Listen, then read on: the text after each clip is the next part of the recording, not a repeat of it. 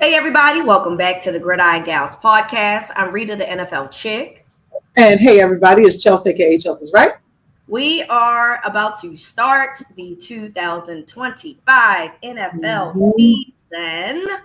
But of course, preseason has happened. Rosters are about to be finalized, all of that good stuff. So things have happened during preseason time. And of course, the biggest talk of the town that we got to put our 2 cents into is the Jerry Jones situation. As you know, Jerry Jones of the Dallas Cowboys is being the ringmaster, and he is continuously dragging this situation out with Micah Parsons about this contract situation. He is doing all these interviews. He sounds crazy. It's crazy. Obviously, all of this is synonymous to the fact that the Cowboys documentary premiered on Netflix. So I think that we have to make sure we call that out. So I'm going to let Chels have the floor on this. Chels is our Cowboys fan of the group.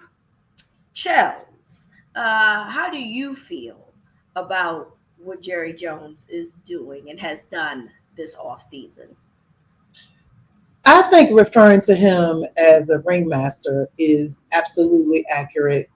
He loves nothing more than attention. I think this whole contract situation is just PR. One thing about the Cowboys is they tend to elevate PR that they think is beneficial and squash everything else. I think Micah Parsons' deal is going to get done.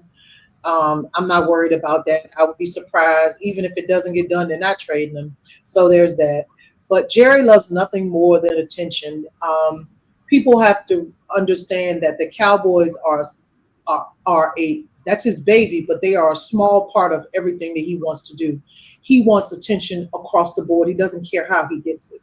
He wants to be in the news cycle. He likes the fact that even though the Cowboys have been mediocre at best for a long time, everybody keeps talking about the Cowboys. Cowboys continue to have the highest ratings on shows. They continue to sell out tickets. If the Cowboys sneeze, everybody is turning around looking. That is what he likes. That is what, if everybody ignored the Cowboys, maybe the Cowboys will actually be a halfway decent team that can get some things going and maybe get a GM or something. So, I just don't understand why people just don't ignore him. People cannot. He's just an old man and needs attention. Like I'm so worn out from Jerry Jones. Like that's why I have no expectations of the Cowboys. The Cowboys are never going to be in a significant contender conversation until Jerry Jones is no longer has his hands in the organization. And that probably won't be until he's that man's going to live to be 142. He's going to be like Quincy Jones. He's going to outlive us all. It's crazy because I get marketing is absolutely important. I think that, you should be a good marketer when it comes to presenting your product, right? And one thing that we can say, good, bad, or indifferent, is that Jerry Jones is great at that. But you know what else is a great marketing tool? Winning. Because I don't recall us giving one fuck about the Chiefs. Yes, I know that they have decent teams. I know Trent Green had the Chiefs being, relevant. And I know that they played a certain way.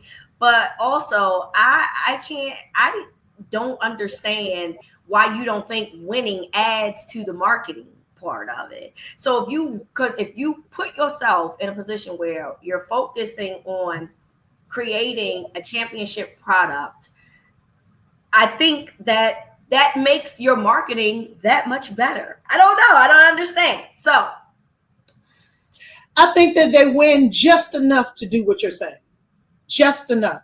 Because see, the Cowboys fans they are not going to turn out like if the Cowboys start going like 3 and win 3 games on the season, that's going to turn the fans off because the fans want to win, right? But what I am seeing in the last 2 or 3 years with the fan bases, all over the country is that people are starting to talk about Jerry Jones the same way the Commanders fans talked about Dan Snyder. Like they knew that Dan Snyder was their issue. And then when the Cowboys fans saw how the Commanders fans how the Commanders, Dan Snyder is no longer a factor, and how things turned around so quickly. Well, we want that too. Dear Lord, I've seen what you have done for others. That's what we want too. Even though I don't think that Jerry Jones is as horrible of a person as Dan Snyder is, but it doesn't matter when you're doing the same things. You're tanking your own project. So I think that the Cowboys win enough to stay in the conversation. I think that they surprise people enough in games to stay in their conversation. They make it to the playoff most times. So that's not a big, didn't make the playoffs. But yeah, you get there and don't do anything. And so it has to be where the fan base actually shows Jerry Jones that we are checking out on. That's it. We are checking out. I'm gonna tell you about them Commanders fans. You know how I know they check completely out? Because I've seen how they look when they check back in. That's how I knew. I said, "Oh, y'all." And I've lived in this area for 25 years. I ain't never seen as many flags and everything on cars and people dressed up head to toe at work. Never seen it in years. And it's because they're winning. Yeah. It's because they look like really good. Like they made it very far after the last year. They didn't. So like, hey, have you had the opportunity to watch the documentary on that? Absolutely not, because they ain't gonna do nothing but piss me off. Oh, I have no ain't gonna do nothing but piss me off. It's nostalgic and all of that kind of stuff. I saw who they have in there. Like, it's nostalgic and it's remember when, but I don't care about none of that right now. If it's fluff, I don't want it. That's where I stand. I saw what they did to the Florida Gator doc where it was fluff. Because they allowed Urban Meyer to be a part of it. So there's so much information that was omitted, so much key information that was omitted. So I'm not good. I'm not good with giving me cutesy versions. I want real shit. I want real shit. And if you can't give that to me, then I don't want it. And that's where I stand with that. So yeah, now Jerry Jones had his hands all over that. He completely. So it ain't gonna be authentic. He completely crafted that. Crafted that. So no authenticity. I'm good. And people are so loyal to him that they are never going to say a bad word. Never. Yep. And that's the difference. That is one key difference between him and Dan Snyder. Yep. Nobody was loyal to Dan Snyder. Young players right now, old and new, will lay down in the street with Jerry Jones. Yep. So yeah, I'm sure it's going to be fluff. Eventually, I will watch it. Yeah, when I'm bored, I'll pick it up. Yeah. I ain't watched the quarterback. You were right about that Florida Gators one. I was like, well, we're not going to talk about it after the second episode. I said, hey, this is some bullshit. No. I'm good. Don't worry about it. Don't worry about it, sweetheart. I was like, nah, I'm good on this shit because this is some bullshit Alado. So no, I'm not doing that. So anyway, moving forward, as we know by now, Anthony Richardson has been benched essentially. Now he did hurt his finger in the first preseason game against the Ravens. I think he dislocated his pinky, but I don't think that was going to be too much time. Regardless of the fact, Daniel Jones has taken over the starting position for the Indianapolis Colts, which leaves a lot of people speculating that this could be the end of Anthony Richardson's time in Indianapolis. I disagree because I think that Daniel Jones is not good enough, and at some point he's going to get benched, and Anthony Richardson will then have an opportunity to, get himself together. But who do we blame for the Anthony Richardson debacle here? I think that he probably should never have been put in the position where he was going to lead a team. I don't think that he was quite ready for that. So, but that is also something that is common with these teams now. They want you to be packaged and ready to go, and they don't think about development, and they don't look at your skill set in total and think about long term. They think about how many games can we win this season. That's one part. The other part is Anthony Richardson, because when you took PTO during that game that time, that was it for you. The ball started rolling down. Okay, when you told them people, hey, I was just tired. And I just decided I didn't want to play no more. No one ever is going to forget that. And I think that you started the ball rolling right there. And people are going to look at you in a different way once you do something like that. You know, it's just like if you're at work and you are late for work all the time and you get pulled up for late for work. It don't matter if you're 15 minutes late. It don't matter if you're 15 seconds late. People are going to be watching you. And I think that's what happened to him. So it was like a little perfect storm situation. He will be starting again this year, though, because we've seen Daniel Jones. We know what Daniel Jones can do. Okay, all that preparation Daniel Jones can do and can't prep himself out of being great. I'm sorry, it is what it is. Week four, Anthony Richardson is back in charge. Probably so. Whether it be the injury, whether it's he got to wait to the end of the year to do his PTO, though. You cannot take sick leave in the middle of the game. Yeah, I mean, don't get me wrong. He did himself no favors by that, and I agree. But I put the majority of what's happened to Richardson on the feet of the Colts. They knew when they were getting him that he had not that much experience, but they fell in love with his raw talent, which I'm not mad at. We saw Josh Allen have raw talent in college, but Josh Allen played more time in college than Anthony Richardson. He had 13 starts. So I think that when you draft a guy like that, too many times in today's NFL, people want immediate results, and everybody is not prepared for immediate results. Some people need to sit down for a year or two and develop and just kind of get the feel of the game and see what the quarterback that is mentoring them sees and all of these things, right? You can't throw everybody to the fire.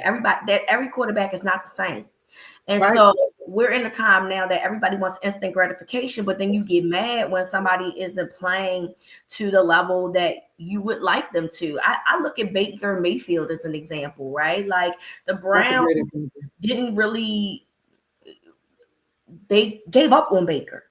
And then Baker goes to Tampa and he plays well and got, a new contract as a result of that. And I think that sometimes you have to know that, the guy that you have may need a little bit more tending to. And in the case of Anthony Richardson, I don't even think that this is like a debate. Like you knew that he needed more tending to, and you just refused to do that. You didn't do a good job at helping this young man develop. And I agree that he did himself no favors when he took himself out of the game. But I also don't know what I expect from somebody who's not played a lot of football. And what are y'all doing to helping him? Oh, let me tell you, I legit think he was tired. I think he was like, man, that was too much for me. So there's a conditioning problem there, right? No problem, but don't tell me. There's a conditioning problem there, right? Like, absolutely there is. So what are you do? What are they doing with him inside? That's what I'm saying. You know what I mean? What are y'all doing to help him? So that's where I stand with that. You and I both agree that Anthony Richardson will have another opportunity to redeem himself. Yeah. Oh, yeah. So we'll see. I don't still foresee him being a Colt, but I think that somebody else will pick him up and say, "Oh no, this is damaged goods. We gonna fix this guy. We gonna fix him." You think the Colts are gonna release him? Or no, but what they could do is not pick up his 5th-year option because he's. Oh, okay. Yeah. Oh, yeah. That. Yeah. I thought you were talking about this year. Oh no. Okay. Yeah. Well, they need a backup at this point, right? So. If you ever in life needed a backup, it's when you got Daniel Jones as QB1. Yeah. So that says a lot about what y'all think about him, which is sad. But again, he's not done himself any favors by digging himself in a shallow grave with things that he's done. So there's that. All right, let's have the conversation about the Sanders. Shilo and Shedeur have had a rough weekend. Shilo was ejected in Saturday night's game against the Bills for retaliating against a Bills player who Mhm. was still playing after the whistle, basically, and then waived the very next day. Shedeur also had a rough game, and he had 5 sacks. Didn't play well, although you know the offensive line didn't play that well either. Not making giving Shedeur any excuses, he didn't play well, but the offensive line didn't play well for him as well. So, coincidence that both of these guys are dealing with some trials and tribulations right now? Yes. Okay, what's the Yes. coincidence? It is. It is a coincidence. I mean, it is. It just happened. I mean, what do you mean? What's the coincidence? I asked, is it a coincidence? You say yes. So I'm asking you to elaborate. Oh, okay. Oh, I'm trying to. I thought you. I was okay. I thought you thought I was. I think that. I mean, it's the preseason. They are both performing. They are both auditioning, and listen, Shilo, who I love his personality. Shilo was an undrafted free agent. The chances of him making the team were already slim. I don't care what happened. You cannot get ejected from the game. And he retaliated, but he threw a punch. We know what it looks like. The other guy threw a punch too. We've slowed it down enough to see that the other did. Well, I didn't see all of that. I saw him throw a punch. Hey, listen, we talking. The other guy is not who we're talking about. We talking about Shilo. He threw a punch. I mean, but we're talking about the incident, right? And it's fair to to acknowledge that the guy did do that. Threw a punch, and they chose to eject him. And so, if you already have players that are ahead of you that are better, and we know that there's a 53-man roster, and you throw a punch and you get ejected, this is what's going to happen. I mean, this is what's going to happen. I mean, usually that's how that goes, right? The person that responds is the person that gets caught. That's the case. I think that they both should have been ejected, but that's not what happened, right? That's not what happened. I agree with you that an undrafted free agent has a much higher, tree to climb to get to, making the roster as opposed to someone that was drafted or, somebody that they already have on the roster. So that's easily replaceable. I think Shedeur was going to have these issues in terms of because there's his game is still in developmental mode. I do think that Shedeur is a very good passer, but there's some things that Shedeur definitely needs to work on. I think what bothers me the most though is that you have guys like Eric Dickerson who goes on national radio. I think it was either Rich Eisen or Dan Patrick's show. I can't remember which one it was. He goes on their national syndicated radio show and he's like, well, I've been told personally that teams were told not to draft Shedeur Sanders, right? And so if this is true, right, the NFL has no intention on Shedeur developing into being, anything, any type of quarterback for their league. They don't want him there if this is true, right? And my thing is that I don't know, if Eric Dickerson, I don't think that he wouldn't care about his legacy on saying something like that if it wasn't true. So why would you say something? Why would you risk your legitimacy? Why would you risk your name on saying something like that if it wasn't true? Which leads me to believe that there potentially is some truth to that. I think that the bigger issue is how. And I'm with you. I like Shilo. I think Shilo's funny. He a crash out. I think you need to crash out on your team. I'm sorry. And you know why I like Shilo? Because Shilo gets in his daddy's shit. Yeah. Oh, Shilo don't play. Shilo don't play. Shilo be like, you talk a lot of junk to have 7 toes. I said, Shilo. I love Shilo. Shilo funny as hell to me. Shilo's hilarious. Shilo is hilarious. Now, I I want to talk about I want to talk about Shedeur, what I think about Shedeur, but I want to bring that back to Eric Dickerson also. So as far as Shedeur, I don't know, is it Uchiwali or one Mike? Because when he had a good preseason showing week 1, everybody was like, this is it. This is the time. The new and Jamie Foxx, LeBron James, everybody. But this week, well, it's only preseason. It's the third string. They put him with the third string offensive line. And I was like, hey, I know everybody is fairly new here because we're getting ready to have another Colorado situation, Rita. I hope you were ready for that. We're getting ready to have that situation again with the new people coming. But I know y'all didn't think that the first strings was going to be out there right now. But, like, you got to be able to look at both things. Yeah, the third and fourth string offensive line didn't play well. But when you give up a 24-yard sack when you could have just got down, like, that's looking at your skill set. You got to still be able to look at the skill set. And it's always funny how people, like, when grace is given, right?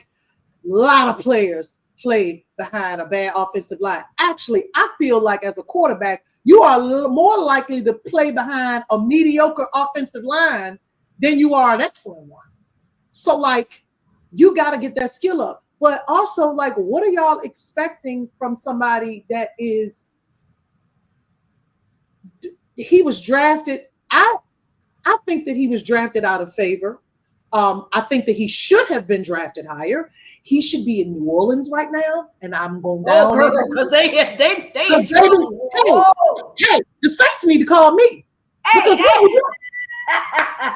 to call somebody. Hey, they need XFL or UFL got all them players. Hey, call one of them, bro, because they just one of them teams. Then the Defenders just win a national champion, win the XFL, UFL, whatever championship. Hey, call that boy. Hey, that dude that you slow. Hey, you in trouble, buddy. Hey, the Saints fans don't deserve this. They do not deserve this. And like I said, you know, when we talked about the whole draft thing, and we talked, I did not think he was going on week day 1. I thought absolute sure he was going day 2. And when he went 4th round, I said, oh, something looked funny here. 5th round, remember? 5th round, you know. But also, he the only 5th round draft pick I've seen with their own Nike commercial. Well, and also too, right? Like, he was signed with Nike before coming to the NFL, so that was probably an NIL collective that just transitioned to. Oh, I'm sure. I know exactly what it was. I'm just saying that it was. I'm just saying that after his first preseason game, then we see the Nike ads, and it looks okay. Yeah, it looks like, and I'm just like, God damn, I didn't know we was damn. You know, like, I understand it comes with the NIL, but that look crazy as shit to me. So anyway, and I think that the truth is somewhere in the middle between those two absolutely games. It is. He didn't play the second game because he had no oblique injury, so he didn't play. I think that the truth for Shedeur is somewhere in the middle, which I still think can be a comparable backup that you can work on to be, you know, if you wanted him to be a starter somewhere, you could, right? He's not ready right now to be anybody's starter, but I also don't think he's as bad as what we saw in Saturday's preseason game, but he's also not. And we've seen him get out of situations like that before. We've seen him we've seen him struggle, and we've seen him have great games where he's able to get out of that. They didn't have a wonderful offensive line out there in Colorado, so he knows how to get out of those situations. So we've seen that, but like, I think that people are applying things to a player like him, and it's going to ultimately, you think that you're bigging him up, but you're ultimately putting him under scrutiny that he doesn't deserve to be put under. Also, much like what we talked about with Anthony Richardson, Shedeur doesn't do himself any favors either. No. And so he doesn't, because he got his daddy's mouth and he got his daddy's ego. You don't have your daddy's talent. That's where you got the shit fucked up at. Dion talked big cash shit. Dion backed that shit up. He shut everybody's mouth. He didn't leave any opportunity for somebody to say something otherwise. He has shut everybody up as a player. Shut everybody up. Even as a coach. It took a while, but he was able to pull it off. I don't know what he's gonna do this year. It took a while, he had to eat a whole bunch of crow. And he was on that sideline with a little hood on his head. He had to eat a whole bunch of hoes. But Deion, as a player, you ain't never in your life gonna see another Deion Sanders. So he could back it up. Shedeur is talking shit too early. Okay, you ain't doing it too early, friend. It's too early. You ain't doing yourself no favors. I don't think that there is a big conspiracy here. I don't think that. I think that Eric Dickerson is playing with fire, making a statement like that because that's why I think it's true. Because I don't think he would say something like that unless there's some validity. If he and also it's kind of like my sources. Who the fuck is telling Eric Dickerson? Who the fuck is telling Eric Dickerson? You know what the group chat say? You mean to tell me that somebody is telling you something about the good old boy group chat? He's in the good old boy group chat. He's a Hall of Famer. Oh, I don't think that gets you in the good old boy group no, I just think but good old boy don't look. Somebody in the group chat is talking to. He could have heard this directly from somebody. Yeah, the good old boy group chat. My version of the good old boy group chat. White people, white. Yes, ain't no black people in no good. That's what I'm talking. That's what I'm talking about. Listen. It needs to take black execs though in the NFL now that he might have absolutely heard it from somebody from. So my question would be, because I don't know if the only way I would think that I guess for me I would be like, well, what would be the reason? Because I don't think people have fallen out of favor with Deion. I think that Deion want to be on this side eventually, but like, what would be the reason? Could be why. Maybe they don't want him. They don't want Deion. They don't want Shedeur. They don't want Shedeur because they don't want Deion. So they don't want Shedeur in the league because they don't want Deion to be a coach. Because the rumor was like Deion would potentially follow his son. Now, remember that was always the rumor, right? Like follow his son, and maybe they like no fuck that. Who the fuck does Deion Sanders think he is? We do what the fuck we want around here, not the other way around. So. Yeah, but he can't follow. I mean, he could be in the stands, but if you don't hire him, he won't be there. That's what, and that was the point. Is that you cannot hire him. Y'all not hiring black coaches all the time. He would potentially. Just don't hire him.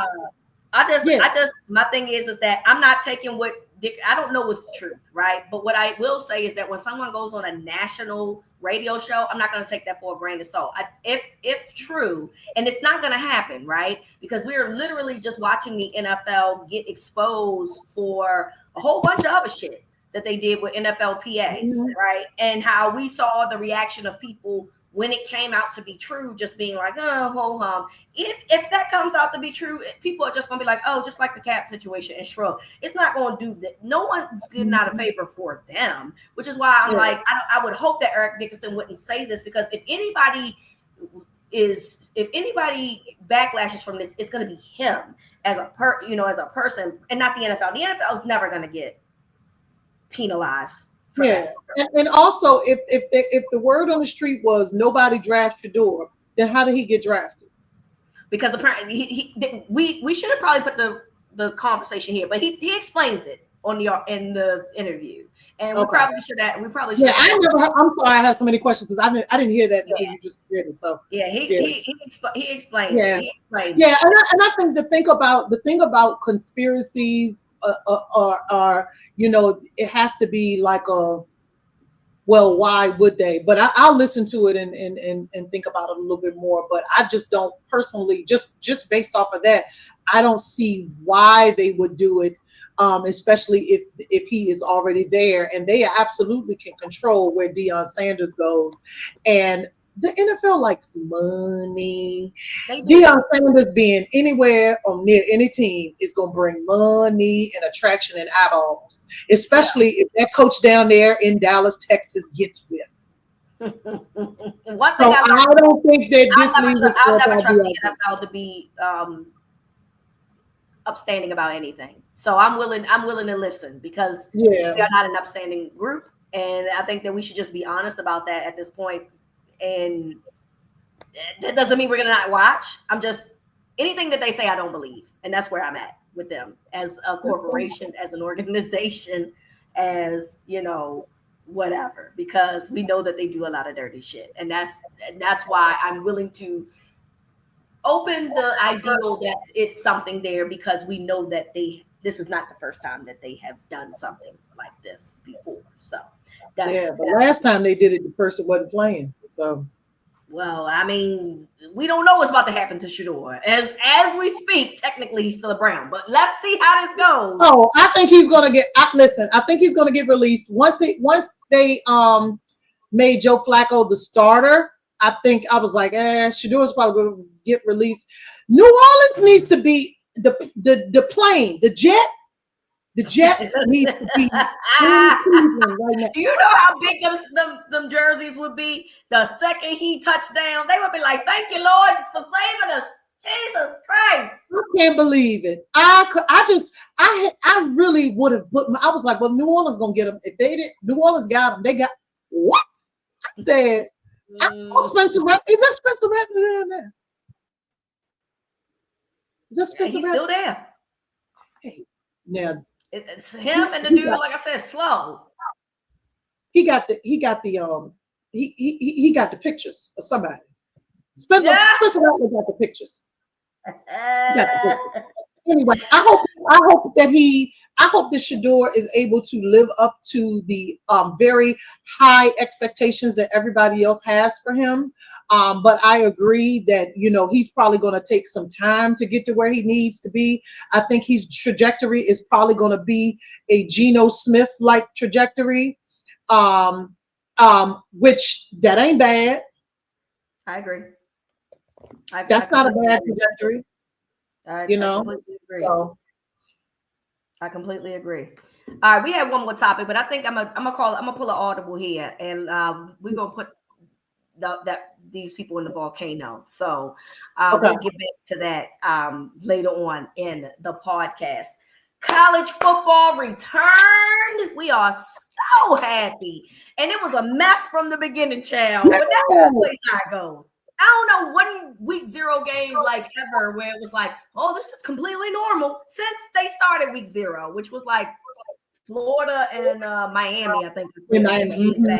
So it's always a fucking mess. It's always a fucking mess. And yesterday it was a mess for quite a few teams, actually. So we started with Iowa State, Kansas State. Iowa State and Kansas State. Yes, that was the big noon. That was the 12 o'clock game. And that started as a mess. A whole mess. It started crazy. What happened, Chels? Tell them what happened. Hey, it was like watching a ping pong match. So one of the major thing that happened in the game was the ball was turned over now I'm mixing the teams up. I think the ball was turned over in muff punt. Kansas State had a muff punt. They ended up coughing up the ball at their own 8-yard line. So now Iowa State has it at the 8-yard line. What did they do? Stopped the first play, did a sweep on the second play. Dude, I ain't never seen nothing like that in my life. Why would you throw the ball so high? Threw the ball so high, threw it right to the other person. Now Kansas State got the ball again. So now Kansas State is on their own 10, maybe yard line. And of course they forced the punt. Iowa State forced the punt. They punted 100 times in the first quarter.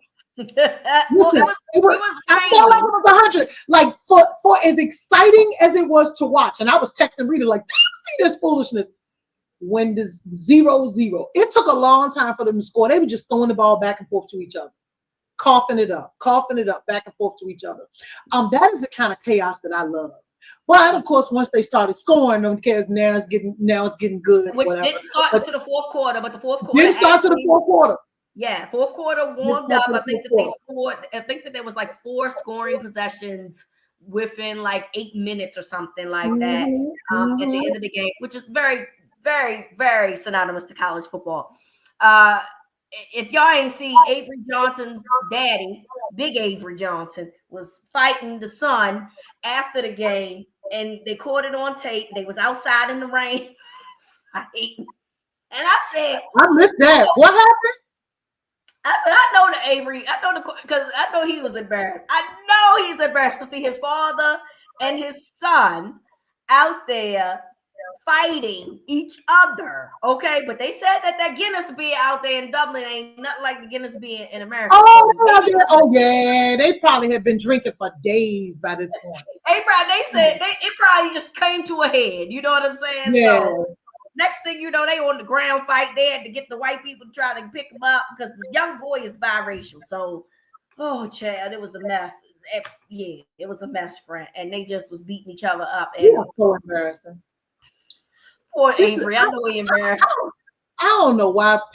I wouldn't blame people if they did not want Americans nowhere near there because these people mad about it, especially about the sports. But let me tell you something that was funny because when they was out there on the street and they was asking the people, they asked this older white gentleman, say, what is your favorite American football team? And that man said the Yankees. Get us out of Dublin. Get us out of Dublin. We ain't got no business being here. And they asked another one. He said Dodgers.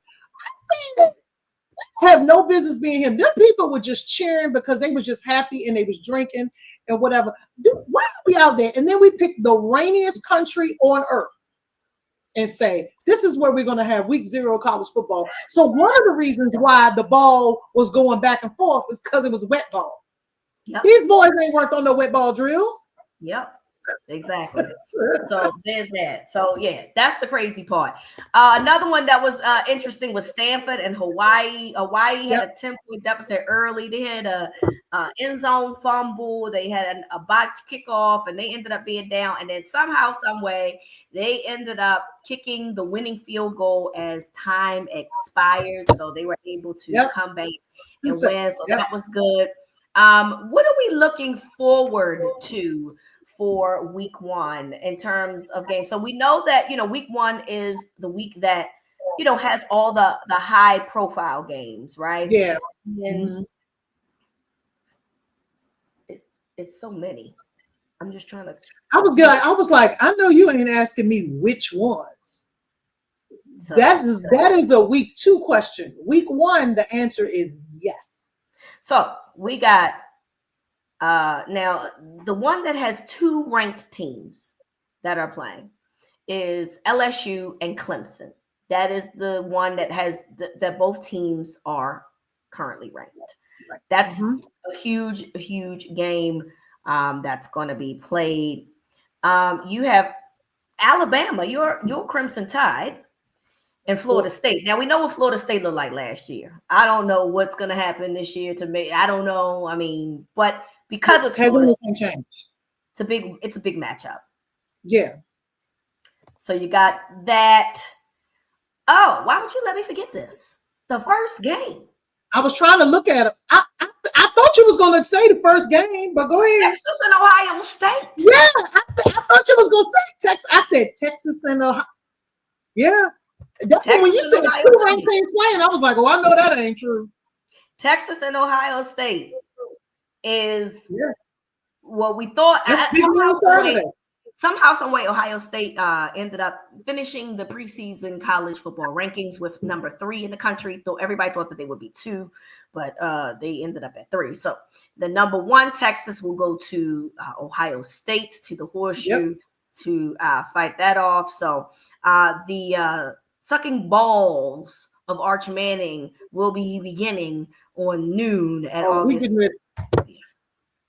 It is also the last game day for Lee Corso at ESPN for their college game day. Did you see the special? I couldn't even finish it. I was crying so bad. No, once I saw Kirk Herbstreit crying, I said, hey, I'm not going to do this right now. Yeah, it was bad. I can't do it. I could not. They had his granddaughter on there, his family on there. So I was super excited. Well, who is going to put the heads on them? We're not going to have no. We're going to dead that, okay? Because I know who ain't. Better not be no motherfucking Pat McAfee. Hey, don't you say his name. When I tell you that the pitchfork is coming out, if I see him standing up on that desk, and if I see him put a mask head on his head, I'm going to beat somebody's head. I am going to lead the campaign. It goes with Lee Corso. It goes. I don't want to see it no more. Figure out another way to do it. But it better not be Pat McAfee. That's what I do know. I do know it better not be Pat McAfee. Okay? So let's leave that at that. Finally, this is one other one because I didn't scroll down enough. This should be a good game too. Well, there's two good games. One is against two ranked opponents, but one is not. Virginia Tech and South Carolina. I am interested in seeing what that's going to look like. I think that is being played. Correct me if I'm wrong. In Atlanta? Yeah, it is. Yeah, because I don't think these are home games. Yeah, so that game is going to be in Atlanta. That should be interesting. But also Notre Dame in Miami. That's another ranked matchup. That one is going to be in Miami, but that one should be very interesting. Of course, everybody loves to, kiss Notre Dame's ass. They also want to kiss Miami's ass, even though they got Beck as their quarterback. We know what Beck looks like at Georgia already. So, Beck ain't Cam Ward. I don't know what to tell y'all. He ain't Cam Good luck. Ward. Good luck. Good luck to everybody over there. So, one thing that we need to point out, Bill Belichick's debut is North Carolina is playing at home against TCU. So, I will be interested in seeing what that looks like because they're going to talk about him and his girlfriend a lot because the quality probably ain't going to be that good, but I'm here for it. And are they going to be showing her the whole game? Oh, I hope not, bro. But it's gonna be like a light version of Taylor Swift with Travis Kelce. She gonna get shown. She gonna try to play it up. She gonna try to play it up like what's the lady what's his name's wife? L'Oreal, yes. L'Oreal, yeah. She gonna try to play it up, and that's gonna absolutely are not good people.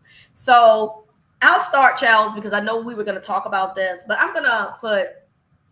I want to put Cam and Gilly in the volcano because I'm tired of the topic. I want us to move on. Football is coming.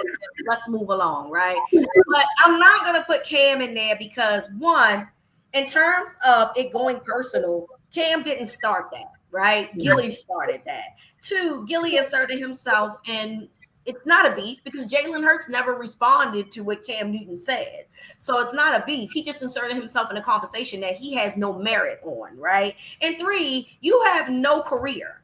You're a podcaster now. You have a career now, but you are supposedly a rapper that only people from Philly know about or care about because nobody outside of Philly gives a fuck about that song or that album that you did. So now you mad that Cam bodied you. Then you go on, what's his name's podcast, Carmelo Anthony, and you want to say, you try to be the victim and be like, oh, well, when he started going personal, well, you did. You got personal about his career. Was he not supposed to get personal about yours? Because once we started doing the comparisons, clearly you didn't belong in that conversation, okay? And so, yes, did Cam not fall on the ball? Sure. But what y'all pretend to act like is that Denver didn't completely dominate that game, particularly on defense.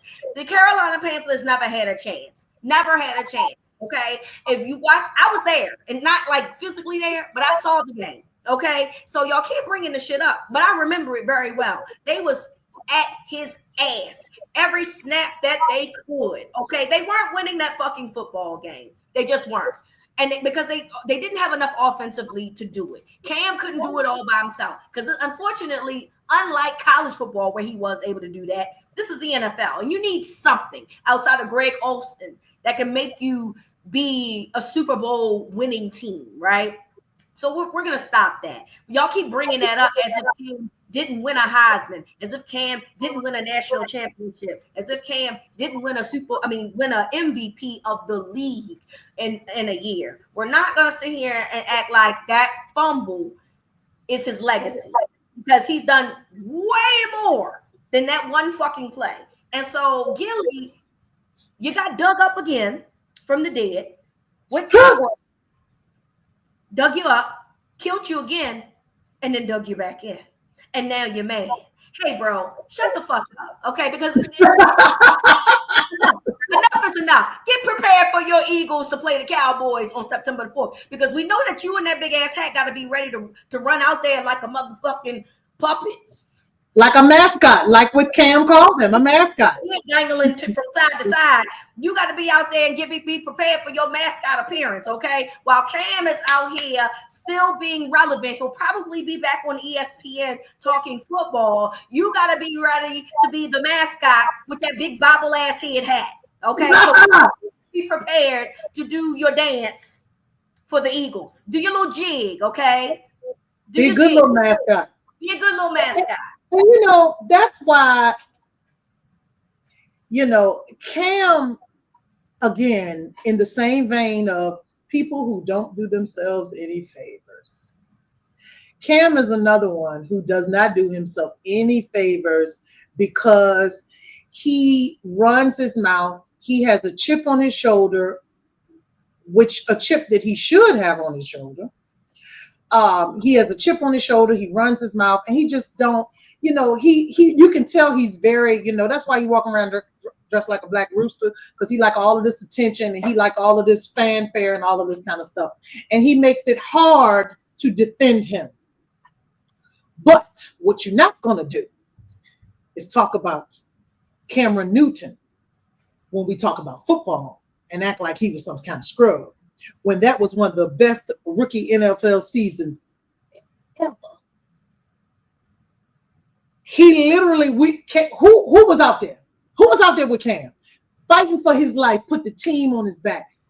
Hey, I think the NFL did Cam dirty. I think that the teams he was on did him dirty. I think that his career, I expected him to have a much different career, but it also doesn't happen like that, It doesn't happen like that all the time, and it just is what it is. But don't play in his face, especially when I don't know no songs that Gilly had. Only thing I know Gilly from is the podcast and doing the little thing to the Too Short song and with the oversized hat. And so when he came slinging out there like that, I was like, oh, you must got something to back that up. He did not. He did not. You got to have something to back it up. Your closet got to be clean. You're not going to say nothing to Cam that he ain't never heard before. Mm-hmm. Mm-hmm. And ain't nobody no more petty than a big old fine ass man. You are out your mind talking to that man crazy. You're talking to that man crazy. He got 15 children. Are you crazy? I'm not worried about you. And look, let the last response from Cam be. Let the last response from Cam be the end of it, okay? Because you have nothing, Gilly. You have nothing. You have nothing to come back from. Nothing. So don't go on these podcasts trying to be victim when you asserted yourself in a conversation that you felt the need to because you're an Eagles fan, okay? I'm completely cool with all of y'all being mad about Cam not having Jalen in the top 10. It's fine. But when you when you try to get personal about his career, he had to get personal about yours. We were all there. We saw the chain of events. You were not the victim. Okay. You just got punched in the mouth. All you did was slap him on the face a little bit. But he wasn't no sucker punch. He stood in front of you and punched you in your mouth when it came to the response. And now you're mad. So go ahead and prepare for your little mascot season, baby, and just move along. I think you need to be more worried about if you're going to bobble it or if you're going to run in a straight line. Okay, so those are the things that should be on your mind. Who are you putting in the volcano, Chels? So I've been sitting here thinking, and I want to put, this is going to be like a modified volcano. Like, I want you to get close to the volcano and put your hand over it so you can feel the heat, but I don't want you to push you all the way in. And that is the stud buds. And if you all are under a rock and you don't know who the stud buds are, it is Natisha Heideman and Courtney Williams. They are both players for the Minnesota Lynx, and they have a live stream called Stud Buds because they are stud lesbians. And it is very entertaining. They're very funny. They're very, so the Studbuds took over the WNBA All-Star, and it was the absolute highlight of All-Star. They were able to show a lot of behind the scenes things, the parties, kind of followed them around. You saw the relationships that they have with all different kinds of people. And I feel like they just gave us a inside look at All-Star that we have never gotten from any sports all-star moment ever. It was right? Great. They were absolutely phenomenal. It was funny. It was, they got the coaches involved, and you got to see players, whether you like them or not, you got to see all of the interactions. And we were just on a high. They started selling merchandise. They were being promoted by the website Together, which is owned by Sue Bird and I think Diana Taurasi and everybody. So wonderful, wonderful. Then they decided that they wanted to say, we're going to bring Dave Portnoy on the Studbuds. Mm-hmm. And every ounce of goodwill stopped to a halt. Because Dave Portnoy is synonymous with racism, with white dude bro culture, and most significantly being extremely anti-Angel Reese. And I mean, the man said, I hate her. He is a big reason for the vitriol towards Angel Reese in her rookie season, because he is a huge Caitlin Clark fan, Indiana Fever. He's all of that. Word on the street is, I don't know how it's true or not, but she goes out to dinner with Dave Portnoy and all of this kind of stuff and blah, blah, blah. That's whatever. But that man led a campaign against Angel Reese, a campaign that he can't even lead this year, right? What y'all want him to talk about on y'all show? Y'all can't see what people like this do when they see success and they see something that can potentially be really, really huge. What they do when they come in and they throw shade and they throw sand on your shit. Y'all, these are not 20-year-olds. They're in their 30s. Courtney Williams 36. You're way too old to be in there. And then my problem, and the reason why I want y'all to get close and put your hand on the volcano, is because you double down. When the people who support you came to you and like, this ain't what you want, you don't want to do, they said, well, I mean, ain't no big deal. We'll ask him why he act like that towards Angel Reese. Girl, people was canceling their t-shirt orders. People were unfollowing them. If you went on anything that had Studbuds, people was like, I can't believe y'all got Dave Portnoy. I can't believe that. And they didn't listen to it until finally Courtney Williams' father said, I had to find out who Dave Portnoy was. And when I looked into that, I said, hell no, I'm going to unsign the permission slip. And it all went away. Why did you need that lesson? You did not need that lesson. Mm-hmm. Well, people think that all attention is good attention, and I think that what we have to come to the conclusion is that those types of rules apply for two Americas. I think that Black people cannot subscribe to that. No, we can't. And particularly Black women, and then finally Black gay women. Okay. So I think that we have to stop thinking that the general rules apply to us en masse. It doesn't.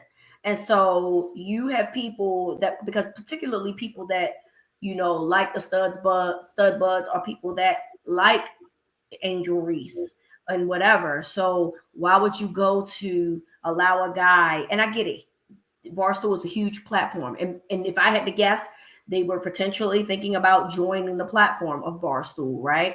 I know it was some money involved. Yeah. So I get it. But some things aren't worth it, y'all. I understand that we live in a society where, greed has overcome us, and we are making decisions based on, financial gain, but we really have to start thinking about what legacies we're leaving behind when we do these things. Absolutely. And unfortunately for them, that's a lesson learned. They learned that their legacy ain't strong enough to overcome something like that. And it was not going to sustain, and things had to be changed. Absolutely. You spent 3 days in All-Star most of your footage was with Angel Reese. Yep. She loved Angel. Reese. Come on, yo. Like, and also, as big as the stud buds got, you ain't nowhere near as big as Angel Reese. You are not as endeared as she is. Like, people are, yes, they are a fan of her game, right? And her game this year, we have seen that she has outkicked her coverage with her gameplay. People didn't think she was going to be like this, but also people empathize and sympathize with her and what has happened to her in the WNBA. And she did not, she can talk about how beautiful and wonderful that experience was, not what she thought it was going to be. She had death threats and all of that kind of stuff. And y'all want to sit there and kiki it up with that person? Because when they said they had to call and apologize to her, I said, well, what you think? Well, we talked to Angel. Well, what you call for if you ain't think it was that big of a deal? And so you're not going to be bigger than her, and you're not going to have listen, your audience is Black women. Yep. Her audience is not them white dude bros. They don't give a shit about none of this. None of what y'all talking about. Y'all on there going out on dates and all that. They don't care about none of that stuff you're talking about. They saw that y'all were popular during that time period, that y'all showed points of time that y'all in the club drunk with Caitlin Clark, and they latched on to that moment that you all shared with. They are not any kind of long-term partner for you. And now you see that. And so I know that people have, that kind of like went away or whatever. But that passion that people, that excitement that people had about something as authentic as Stud Buds, it's gone away. It's gone away. I hope it comes back. And that's why I want y'all to put your hand, just let the heat feel your hand. We don't want to put you all the way in, but just so you don't do that no more. You might have to get burned a little bit. Yeah, you gotta just singe the palm of your hand a little bit, but don't do that no more. I agree. 100% agree. 100% agree. All right. Any final thoughts? I think our final thoughts need to be about people coming to this kickoff party. Of course. I think that's the only thought that we should be part of. The only thought. Because the way y'all worried us to death when we don't have a kickoff party. Making me feel all guilty and shit. Well, I'm about to be like, well, maybe we can. Well, we having one. And is you gonna be there? We having one September the 4th. If you are in the Baltimore or DMV area, we will be at Play on Curtis Avenue in Curtis Bay. It is sponsored by Game Day Men's Health. Because again, yes, this is the Gridiron Gals podcast, but we have a lot of men that listen to the podcast. So we look out for y'all too. We're looking out for our Gridiron pals as well as the Gridiron Gals.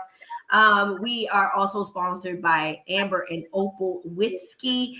We will be giving out free cocktails before kickoff with your entry. So you'll get that. We are also giving out Celsius. We'll be having a Celsius person in their bar there. So you can come get a free drink. And we are giving out free halftime shots. Music by DJ Hot Toddy. It will be food there. If you like cigars, that's your thing. We got that. It's hookah. You got that. It's everything.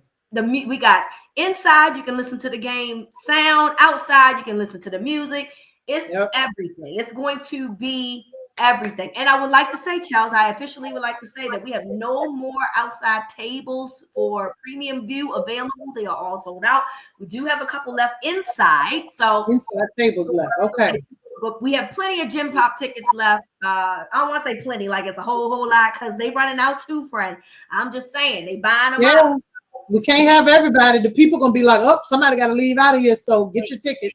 Get your ticket. So hopefully to see you there. Please wear your team apparel, because yes, it's Cowboys and Eagles, but we celebrating all the NFL. We want everybody out supporting, having a good time, getting ready to talk some shit to their rivals, friends, and just enjoying yourself. So yes, y'all better be there. And listen, it ain't nothing but a quick drive. There are already, I know 2 people are coming from New York. 1 person is coming from New Jersey. So y'all don't have no excuse. None. But I also don't want to hear nothing from somebody that don't go. And if you don't go, but you was worrying me to death about not having one last year, then you're gonna be in the volcano.